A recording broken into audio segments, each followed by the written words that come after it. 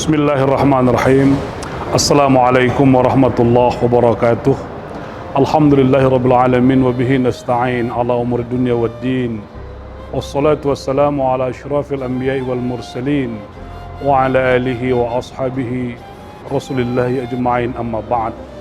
Kaum muslimin dan muslimat, shaimin dan shaimat, wabil khusus insan mandiri Region 1 Sumatera 1 yang dirahmati Allah Subhanahu wa taala. Salah satu hikmah pandemi COVID-19 adalah kita diminta kembali untuk melihat rumah kita. Stay at home itu bukan sebatas orang berada di rumah, bukan sebatas orang bekerja dari rumah, tetapi stay at home itu kita diminta untuk kembali melihat rumah batin. Rumah fisik itu selesai. Ada di antara kita yang punya rumah yang megah, rumah yang mewah, atau rumah yang besar. Itu rumah fisik. Tetapi yang dimaksud rumah batin adalah bagaimana jiwa kita ketika berada di rumah itu. Di dalam Al-Quran kita menemukan informasi tentang rumah. Misalnya, ketika pasukan Sulaiman datang, apa kata Ratu Semut dalam surah An-Naml itu disebut, qalat namlah udkhulu fi masakinikum. Ratu Semut berkata, masuklah engkau ke dalam rumah-rumahmu. Kenapa? Kalau engkau tidak masuk, nanti engkau akan diinjak oleh tentaranya Sulaiman. Apa pesannya? Rumah itu sebagai tempat berlindung. Masakinakum itu asal katanya sakana, yang menenteramkan. Rumah yang menenteramkan. Kita lihat pada ayat yang lain, ketika Allah berfirman kepada lebah pada surah An-Nahl, wa auha rabbuka ilan nahli anittakhidhi buyutan. Allah memberi wahyu kepada lebah, memberi ilham kepada lebah untuk membuat rumah. Bayangkan, rumah itu bukan hanya untuk manusia, tetapi untuk binatang juga ada. Rumah lebah. Dan dalam pandangan para ahli, rumah lebah ini rumah yang bagus, karena tidak ada sudut yang tidak termanfaatkan dengan baik. Tapi ada yang menarik, kenapa informasinya Allah wahyukan kepada lebah untuk membuat rumah? Di sana sesungguhnya ada produktivitas. Ketika kita stay at home atau work from home, itu sebenarnya disuruh belajar kepada lebah. Kenapa? Lebah itu adalah binatang yang selalu memberikan kemanfaatan bagi orang lain. Artinya, ketika kita berada di rumah, bekerja di rumah, stay di rumah, itu tetap harus produktif, tetap harus menghasilkan sesuatu yang bermanfaat, lebih-lebih dalam konteks kerja-kerja kelembagaan kita, seperti institusi Bank Mandiri yang besar ini, itu amat sangat diperlukan. Yang diingatkan Al-Quran adalah jangan sampai rumah kita itu seperti rumah laba-laba. Lihat pada surah Al-Ankabut. Inna auhanal buyut labaitul ankabut. Rumah yang paling lemah itu, yang paling rentan itu adalah rumahnya laba-laba. Apa yang rentan? Bukan saja rumahnya itu yang strukturnya bisa memenjarakan orang lain, tetapi orang yang berada di dalam rumah itu hidup dalam ketidakdamaian. Jadi kalau ada kita mendengar berita seorang istri membunuh suaminya, itu terjadi pada laba-laba. Diinformasikan ratu laba-laba itu kalau dia sudah berhubungan dengan pejantannya, betinanya itu akan membunuh pejantannya. Itu isyarat yang paling buruk.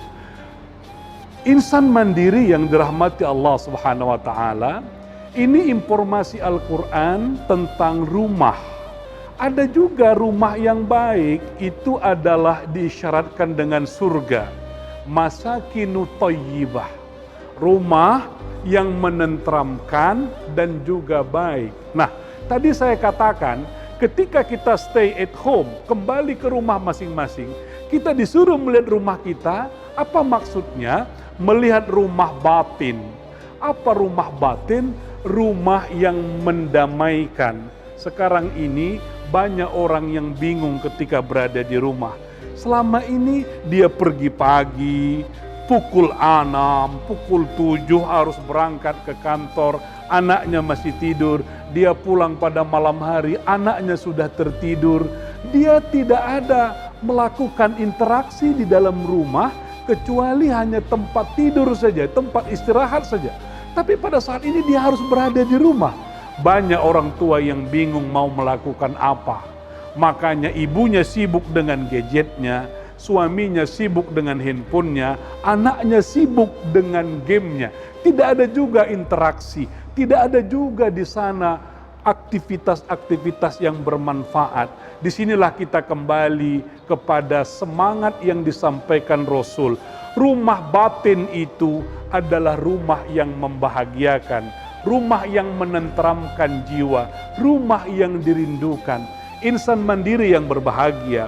Kalau saya boleh tanya, ketika pulang kerja dari kantor kita, tempat manakah yang paling kita rindukan? Kalau insan mandiri merindukan rumahnya, itu rumah batinnya bagus. Tapi kalau ada insan mandiri, begitu pulang dari tempat kerjanya, dia singgah di kafe sampai malam hari baru dia pulang, ditanya kenapa dia tidak pulang ke rumah? Rumah itu membuat dia sumpek, membuat dia suntuk, membuat dia susah, membuat dia pening. Itu artinya rumahnya belum menjadi rumah batin. Bagaimana menjadikan rumah kita rumah batin? Pertama, ingat pesan Nabi. Kata Rasulullah SAW, jadikanlah rumah itu tempat dibacakannya Al-Quran. Baca Al-Quran di masjid bagus, baca Quran di musola bagus, tetapi harus jadikan rumah tempat membaca Al-Quran, tadarus bersama. Dalam satu hadis sahih dikatakan, Quran ketika dibacakan di dalam rumah, maka setan akan keluar dari rumah itu. Yang kedua, Nabi berkata dalam hadis sahih juga, jadikan rumahmu tempat sholat. Insan mandiri, kaum muslimin yang berbahagia, tempat sholat yang paling baik itu adalah rumah, kecuali sholat fardu. Kalau sholat fardu yang terbaik di mana? Masjid, berjamaah. Tapi sholat sunat itu bagusnya di rumah. Tapi sekarang kita tidak mungkin, kita qobliyah, ba'diyah di rumah tidak mungkin. Tapi Rasulullah dulu qobliyah, ba'diyahnya di rumah. Nah, tahajud di rumah, witir bisa di rumah, bahkan tarawih pun kita lakukan di rumah. Sholat di rumah, baca Quran di rumah. Apalagi pesan Ali bin Abi Thalib. Apa kata Ali? Jangan jadikan rumahmu seperti kandang binatang. Jangan jadikan rumahmu seperti rumah binatang yang di dalamnya hanya ada makanan, minuman, dan hanya itu. Ingat, rumahmu adalah rumah jiwa. Orang yang ada di dalam rumahmu itu, suami, istri, anak-anak, adalah mereka yang punya jiwa. Apa makanan jiwa itu? Makanan jiwa itu adalah ilmu pengetahuan. Makanan jiwa itu adalah buku. Alangkah indahnya seorang ayah ketika dia baru gajian, dia bawa anaknya ke toko buku. Dia minta anaknya, pilihlah buku yang kalian mau. Lalu disuruh baca buku. Nanti 1 minggu berikutnya ayah akan minta, apa isi buku kalian itu? Kenapa buku? Kenapa ilmu? Karena kita adalah manusia yang punya jiwa. Insan mandiri, kaum muslimin dan muslimat yang dirahmati Allah, dengan melakukan yang seperti ini, maka rumah kita itu sesungguhnya bukan hanya rumah fisik, tapi rumah batin. Nabi bersabda, baiti jannati, rumahku adalah surgaku, rumah yang mendamaikan, rumah yang menenteramkan. Insya Allah, pandemi COVID-19 ini kendati pun kita mungkin bisa jadi tidak nyaman, tapi mari ambil hikmah. Hikmah yang terpenting, sama-sama kita melakukan renovasi, kita melakukan pembangunan kembali rumah kita, bukan rumah fisiknya. Sekali lagi bukan rumah fisik, tapi rumah batin.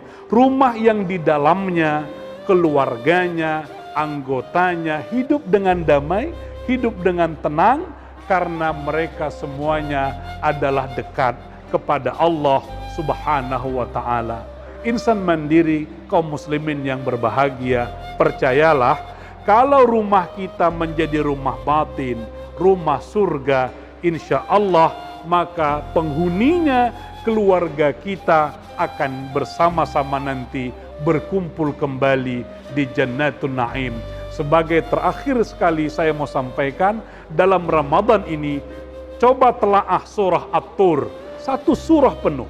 Coba telaah surah Ar-Ra'du, 21, 22, 23, 24. Di sana Allah merangsang kita, kalau keluarga-keluarga saleh itu di dunia ini melakukan perintah Allah, takut dengan Allah, menjadikan rumahnya ibarat surga, maka nanti Allah akan kumpulkan kita kembali bersama keluarga kita di dalam surga.